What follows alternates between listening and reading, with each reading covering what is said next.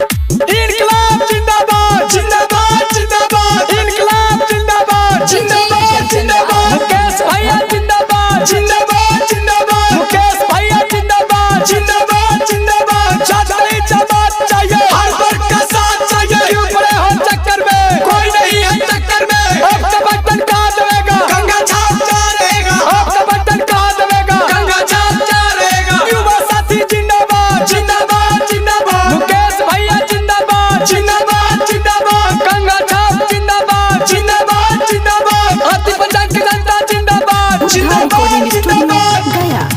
किया के मारी कौनी भैया के बलोरो गड़िया उड़त आ बहिना किया के मारी कौनी भैया के बलोरो गड़िया उड़त आ बहिना किया के मारी कौनी छपनी सनवा झंडवा भारत आ बहिना किया के मारी कौनी छपनी सनवा झंडवा भारत आ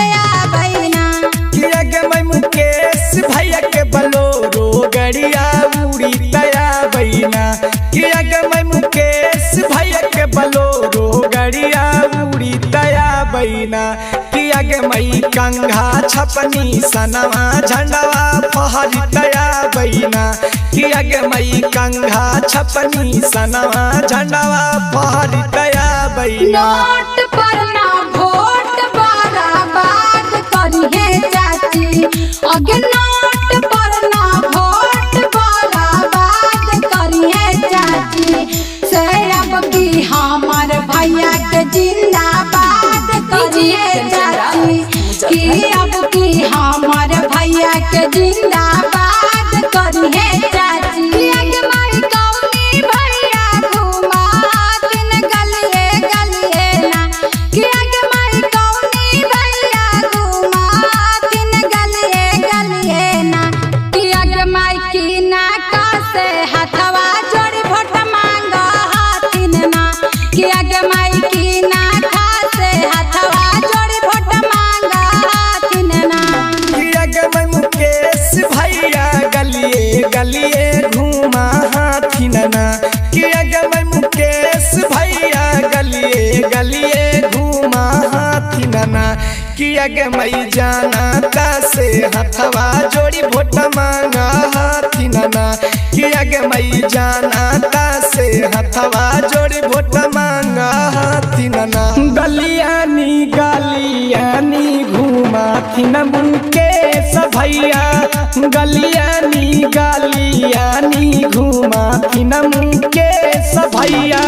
लेके अपन कंघा छपनी सना जी चाची उहे परदा दिहा बाटाना जी किया के माई कौनी पाना चटवा से भैया खाड़े हाथिन ना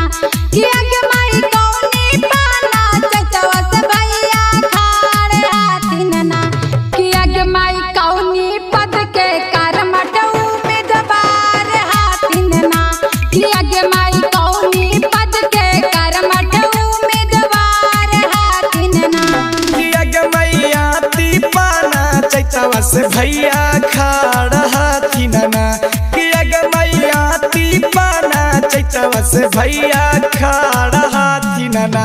किया के मई पंचायत समिति के करमठ उम्मीदवार हाथिन ना किया के मई पंचायत समिति के करमठ उम्मीदवार हाथिन ना कंघा छपनी सनवा